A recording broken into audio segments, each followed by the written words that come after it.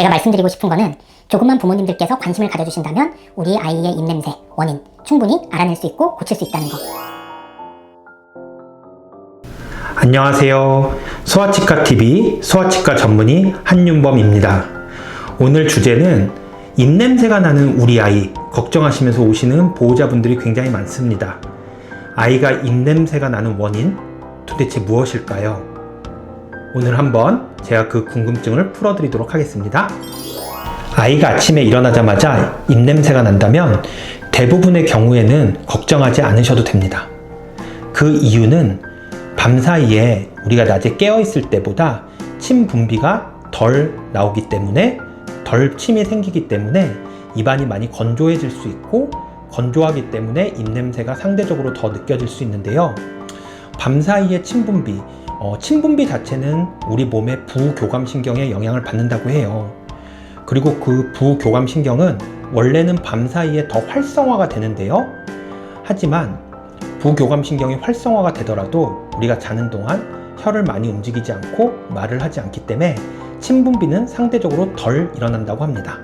그러니 아침에 일어나자마자 나는 입냄새, 아이의 입냄새 너무 걱정하지 마세요. 아이가 아침에 일어나서 나는 입냄새, 대부분의 경우에는 정상이라고 말씀드렸는데요.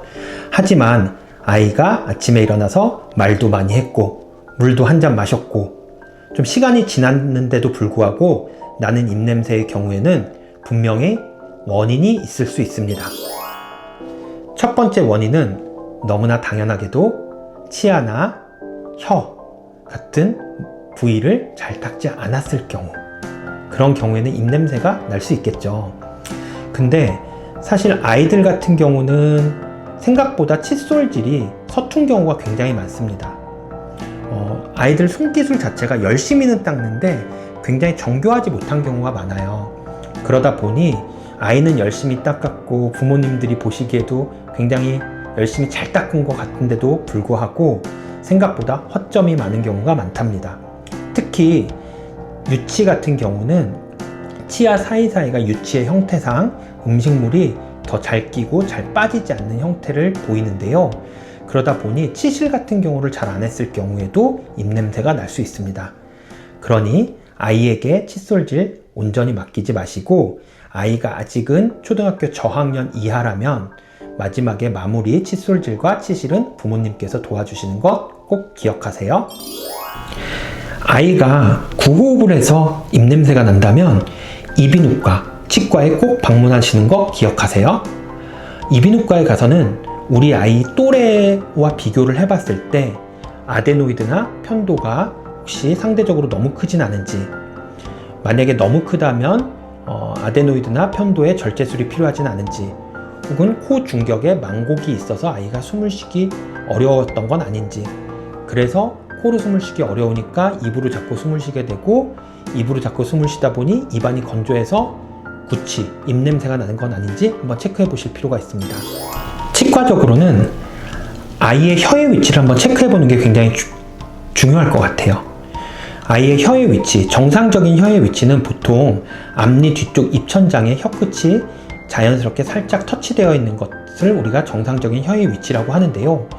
이렇게 구호흡을 하는 친구들, 그래서 입냄새가 나는 친구들이라면은 어떤 경우에는 혀의 위치가 굉장히 낮게 위치를 하는 경우가 많습니다. 입천장에 붙어 있지 않고 혀가 치아 사이나 아니면은 아래쪽 치아 쪽에 위치하는 경우가 많은데요.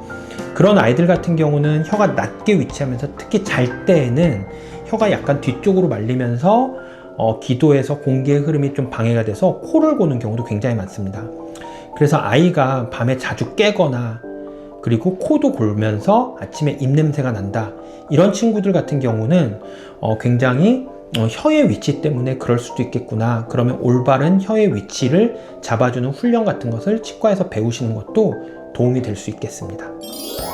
마지막으로 아이의 입에서 입냄새가 날 수 있는 원인 중에 하나는 치아 우식증, 즉 충치입니다. 하지만 충치가 있다고 모두 입냄새가 나는 건 아니고요. 충치가 굉장히 많이 진행되었을 때, 즉 신경에까지도 영향을 줬고 신경도 많이 괴사가 되고 그래서 고름도 나오고 이런 경우가 돼야지 입냄새가 나거든요. 그러니까 충치가 있는지 아니면은 내가 발견하지 못한 뭔가 고름이 나오는 곳이 있는지 아닌지 치과에서 한번 확인을 해보시는 것도 도움이 되겠습니다. 지금까지 우리 아이 입에서 입냄새가 나는 원인에 대해서 한번 알아보았는데요. 많이 도움이 되셨는지 모르겠습니다. 하지만 제가 말씀드리고 싶은 거는 조금만 부모님들께서 관심을 가져주신다면 우리 아이의 입냄새 원인 충분히 알아낼 수 있고 고칠 수 있다는 거 부모님들께서 꼭 기억해 주셨으면 감사하겠습니다. 혹시 궁금하신 부분 있으시면 댓글 남겨주시면 제가 친절히 답글 남겨드리도록 하겠습니다. 감사합니다.